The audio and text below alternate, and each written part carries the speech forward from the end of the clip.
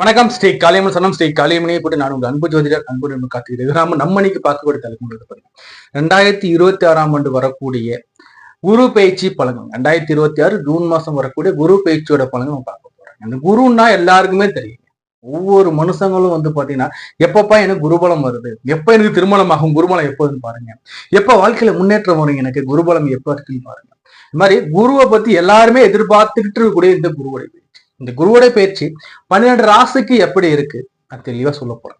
என்ன பண்ணுங்க, உங்களோட 12 ராசி பலன் இருக்கு, 12 லக்னத்துக்கும் பலன் இருக்கு. எப்படி சார்னா உங்களுடைய ராசி மற்ற லக்னத்துக்கு பலனை எடுத்து பார்த்துக்கோங்க. இப்போ உதாரணத்துக்கு நீங்க மேச ராசியா இருக்கீங்களா, மேச பலனை எடுத்துக்கோங்க. லக்னம் கடக லக்னமா, கடகத்தோட பலன் எடுத்து ரெண்டுத்தையும் நீங்க டேலி பண்ணும்போது ஒட்டுமொத்தமான பலன் உங்களுக்கு கிடைச்சிடும். அப்போ உங்களுடைய ராசி மற்றும் லக்னத்துக்கு இந்த பலனை எடுத்து பாருங்க. அதே மாதிரி நான் தாழ்மையோட உங்கள்கிட்ட வேண்டியது ஒன்னே ஒண்ணுதான், நம்ம சேனல் சப்ஸ்கிரைப் பண்ண மறக்காதீங்க.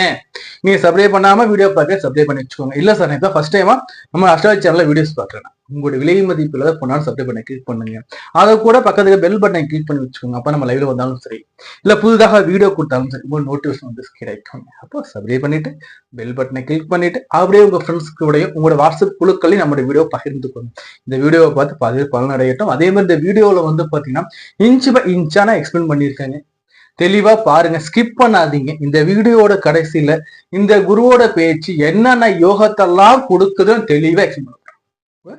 ராசி பலன், உங்களுடைய லக்ன பலன், கூடவே இந்த குரு யாரு, இவர் எப்படிப்பட்டவர், இவர் என்ன மாதிரியான நமக்கு யோகங்கள்லாம் கொடுக்கப்ப நம்ம தெளிவா சொல்லியிருக்காங்க.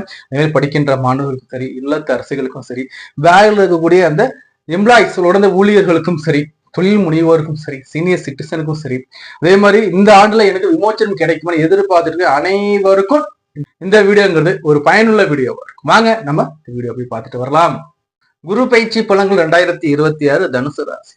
முழுமையான சுபத்துவம் அடைந்த இந்த தனுசு ராசி தனுசு லக்னத்து அன்பர்களுக்கு இந்த குரு பயிற்சி எப்படி சார் இருக்குன்னா, குரு பயிற்சி காலகட்டங்கள் பாத்தீங்கன்னா உங்களுக்கு பாத்தீங்கன்னா உங்க ராசிநாதன், உங்க ராசி லக்னாதிபதி, அதே மாதிரி 4ஆம் இடத்துக்கு அதிபதி, ராசிக்கும் 4க்கும் அதிபதி பாத்தீங்கன்னா எங்க போய் மறைகிறாருன்னா 8ஆம் இடத்துல போயிட்டு மறைகிறார். இவர் 8ஆம் இடத்துல மறைஞ்சு உச்சமாகிறார். சோ எப்படி சார் இருக்க போதுன்னா இந்த ஆண்டு காலம் பாத்தீங்கன்னா உங்களுக்கு ஒரு மெச்சூரிட்டியை அதிகமா ஏற்படுத்தி கொடுக்கக்கூடிய அந்த காலகட்டமா இருக்கும். ஒரு மெச்சூரிட்டி உங்களுக்கு வரக்கூடிய காலமா இருக்கும். இப்ப மெச்சூரிட்டி வருதுன்னா எப்படி சார் வரும்னா, முதல்ல அவன் கஷ்டங்கள் நஷ்டங்கள் சந்திச்ச பிறகுதான் அந்த மெச்சூரிட்டிங்கிறது வரும். சோ வாழ்க்கையில பாடங்கள் கற்ற பிறகுதான் நம்ம தேர்ச்சி ஆக முடியும். அப்போ மெச்சூரிட்டியும் அப்படிதான். நம்ம வாழ்க்கை பல பாடங்களை நம்ம கற்று தேர்ந்த பிறகு நமக்கு வரக்கூடியது அந்த மெச்சூரிட்டி சொல்லக்கூடிய பக்குவம். இந்த பக்குவத்தை இந்த குரு பகவான் ஏற்படுத்தி கொடுக்குறாருங்க.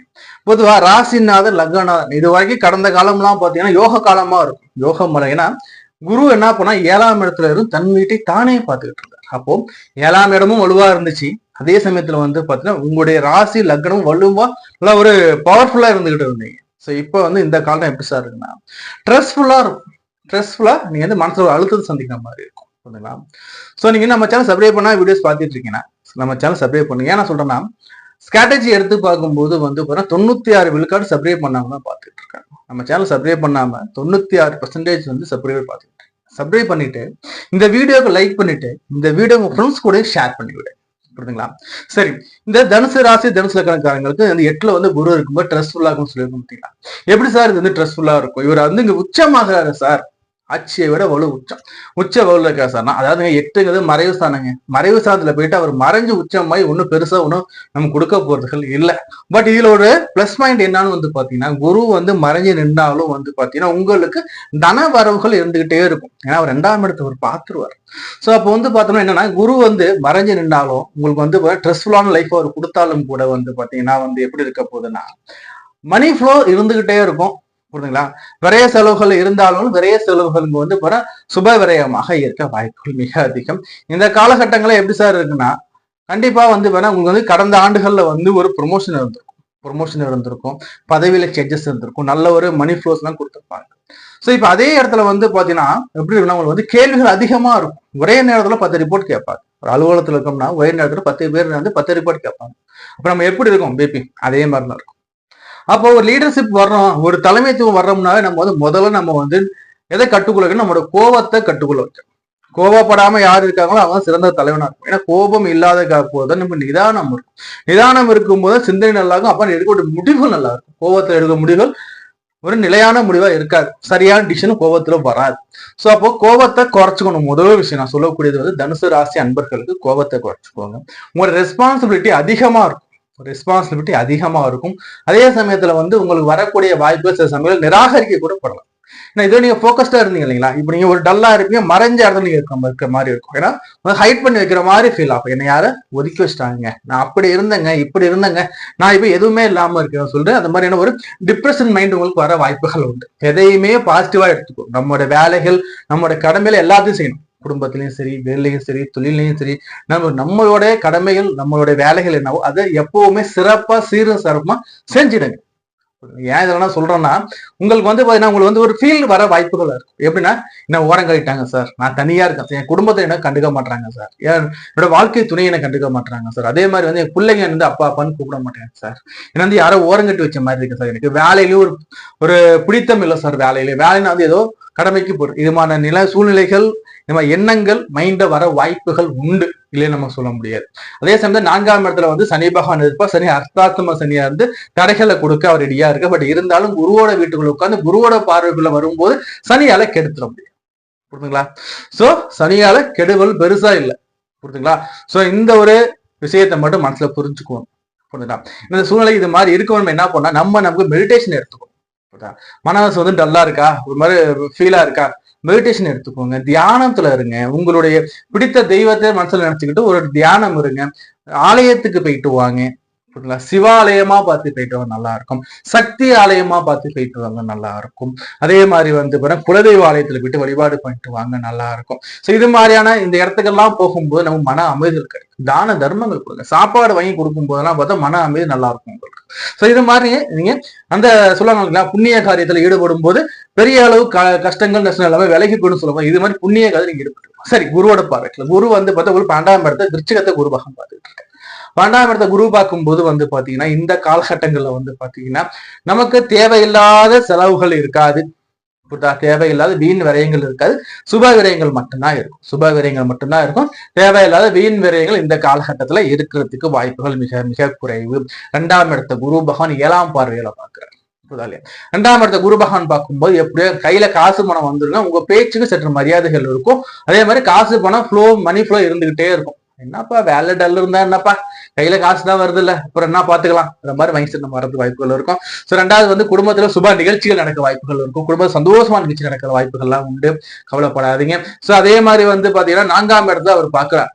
4ஆம் இடத்தை அவர் பார்க்கும்போது வண்டி வாகன வீடுகள் வாங்குற அமைப்பும் உங்களுக்கு வரும். வண்டி வீடு வாகனம் அமைப்பு வரும். தாயாருக்கு இது வரைக்கும் இருக்கிற அந்த ஹெல்த் இஷ்யூஸ் நீங்கி தாயாருடைய அந்த உடல்நிலையில முன்னேற்றம் நல்லா வரும் நமக்கு. அதே மாதிரி ஒரு சிலருக்கு வந்து உயர் படிப்பு தடைகள் கூட நீங்கி படிப்பு நல்லா போக வாய்ப்புகள் உண்டு.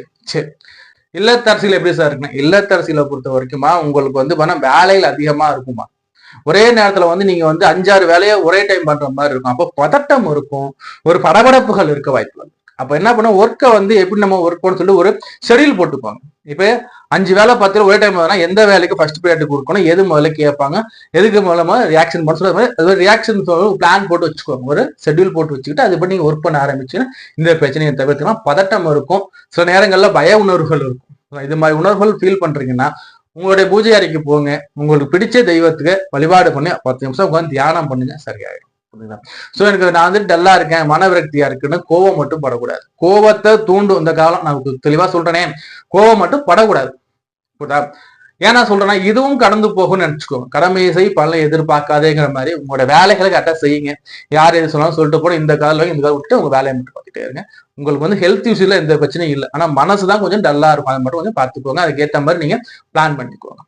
படிக்கின்ற மாணவர் எப்படி சொல்லுங்க, படிக்கின்ற மாணவர் படிப்புல பெரிய விஷயங்கள் எதுவும் இல்லை, ஆனா சற்று தடைகள் இருக்கும். தீய பழக்கங்களுக்கு நம்ம ஆளாகிறதுக்கு அந்த வாய்ப்புகள் வரும். மது, அதாவது புகைப்பிடிக்கிறது, இது மாதிரி தீய நண்பர்கள் உடன் சேர வாய்ப்புகள் இருக்கும். யார் உங்களை வந்து பேட் ஹாபிட் இழுக்கிறாங்களோ தயவு செஞ்சு அவங்களை எட்டி வச்சு அவங்க கூடயே சேராதீங்க. தீய பழக்கத்தை கற்றுத்தரும் நண்பர்கிட்ட விலகி இருக்கிறது நல்ல விஷயமா இருக்கும். படிப்புக்கு பிரச்சனை இல்லப்பா, படிப்பு நல்லாதான் இருக்கும். குரு வழிபாடு மட்டும் வச்சுக்கோங்க. ஸோ அடுத்தபடியா வந்து இன்வெஸ்ட்மெண்ட் பண்ணக்கூடிய சீனியர் சிட்டிசன், சீனியர் சிட்டிசனை பொறுத்த வரைக்கும் இந்த இன்வெஸ்ட்மெண்ட் இது சரியான காலம் இல்லை. இருக்க இன்வெஸ்ட்மெண்ட் அப்படியே பார்த்துக்கோங்க, புதிய இன்வெஸ்ட்மெண்ட் எதுவும் வேண்டாம். அதே மாதிரி வந்து செய்யற தொழிலை கரெக்டா பண்ணிக்கிட்டே வாங்க, புதிய தொழில்கள் எதுவும் ஈடுபட வேண்டாம். ஏன்னா வந்து பாத்தீங்கன்னா மறைவு சாதனை குரு உட்கார குரு பகவான் தான் நமக்கு வந்து காசு பணத்துக்கு வந்து அதிபதி குரு தான். சோ இவர் மறைஞ்சிருக்கும் போது நம்மளுடைய பணங்கள் லாஸ் ஆக வாய்ப்புகள் உண்டு. சரி, அடுத்தபடியா வந்து பாத்தீங்கன்னா வேலையில் இருக்கக்கூடிய எம்ப்ளாயிஸ் எப்படி சார் இருக்குன்னா, வேலைக்கு எம்ப்ளாயிஸ் வந்து பாத்தீங்கன்னா உங்களுடைய வேலையை கரெக்டா பாத்துக்கோங்க. புதிய வேலைக்கு ட்ரை பண்ண கூட வேண்டாம். வேலையில ஸ்ட்ரெஸ்ஃபுல் இருக்கும். வேலையில வந்து நம்ம கோவப்படக்கூடாது. வேலையில மன கஷ்டங்கள் வரும், மனஸ்தாபங்கள் வரும், நம்ம டாமினேட் பண்ண கூட வாய்ப்புகள். எல்லாத்தையும் ஓரங்கட்டி வச்சுட்டு உங்களுடைய வேலையை என்னவோ கரெக்டா செய்யுங்க. உங்களுடைய கடமையை மட்டும் கரெக்டா செஞ்சிருங்க. பாராட்டுகள் வரணும் மட்டும் எதிர்பார்க்காதீங்க. சோ அடுத்தபடியா வந்து பாத்தீங்கன்னா என்ன சார் வழிபாடுகள் பண்ணலாம் இந்த காலகட்டத்துல நீங்க வழிபாடு பண்ண வேண்டியதுங்கிறது வந்து பாத்தீங்கன்னா முதற்கட்டமா திருவண்ணாமலை வழிபாடு வச்சுக்கோங்க. திருவண்ணாமலை வழிபாடு ரொம்ப ரொம்ப ரொம்ப நல்லா இருக்கும் உங்களுக்கு. அதே மாதிரி உங்களோட குலதெய்வ வழிபாடுகள் மிக மிக நல்லா இருக்கும்.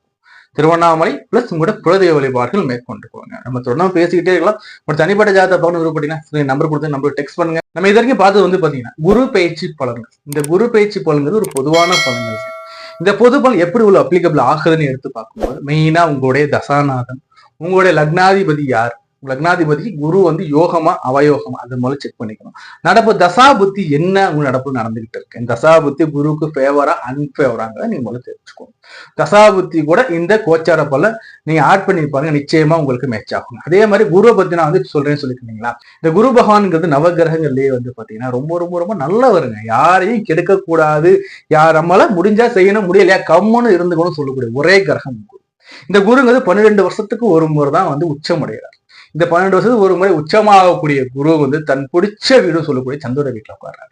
சந்திர வீட்டுல உட்கார்ற குரு என்ன பண்ணுவார்னா, ராகுகேது பயிற்சிக்கு பிறகு இந்த குரு வந்து ராகுவை பார்ப்பாருங்க. அப்ப குரு வந்து ராகுவை பார்க்கும்போது எப்படி இருக்கும்னா, குரு சண்டால யோகம் பார்க்கும். டிசம்பர் மாசத்துக்கு அப்புறம் வந்து ராகுகேது பயிற்சி இருக்கு இல்லைங்களா, அப்போ வந்து அப்படியே ராகு கீழே இறங்குவார், இந்த பக்கம் வர கேது பகவான் மேலே ஏறும். அப்போ ராகுவ குரு பார்க்கும்போது குரு சண்டால யோகத்தை அள்ளி கொடுக்க போறார் இந்த குரு பயிற்சி காலகட்டத்தில். அதே மாதிரி சும்மாலாம் இல்ல, உச்சமான குரு. அப்போ வேலையை எப்படி நீங்களே பார்த்துக்கோங்க.